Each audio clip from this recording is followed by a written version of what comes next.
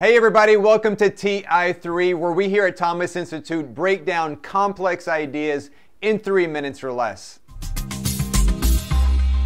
In this series, we're exploring the top 10 do's and don'ts of each Enneagram type. We will start with the Enneagram Type 1.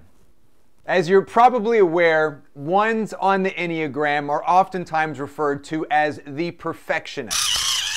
These are the people, it's pretty safe to assume, who invented the ruler. Ones are motivated by correcting errors and following rules. They like having accurate answers and doing things just the right way. Little Johnny, you're supposed to pour your cereal this way. They come across as exact, responsible, critical, and sometimes judgmental. Ones are awesome at getting things done precisely and on time. But they can be a bit uptight. Don't you know the right way to squeeze out toothpaste? When working or interacting with ones, here's a definite do. Do tap into their perfectionist tendencies. Ones have an uncanny ability to see what's wrong with something faster than anybody else.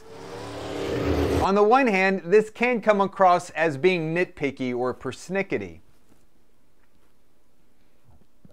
On the other, once you recognize this ability as a gift, every day will feel like Christmas Day. Ones are excellent at editing, at finding inconsistencies, at asking questions, making improvements, and ensuring that your work is in keeping with your values. I have a good friend who is a one, and he is my go-to person when I have questions about what I should do in a particular situation. He's kind of like my personal airplane dispatcher, making sure that I always land without crashing. Now, let's turn to one major don't when working with a one. Don't ask them to violate their conscience. Of all the Enneagram types, ones are the most ethically oriented. They are endowed with a strong internal moral compass. And their moral compass is indispensable. The worst thing a one can do is violate his or her own conscience. They're very fearful, after all, of turning to the dark side. The integrity of a one is everything to them. They are usually very responsible, very disciplined, very purposeful, and also very motivated to be the very best self that they can be. In summary, here are our top do's and don'ts for the Enneagram 1. Do tap into their perfectionist tendencies.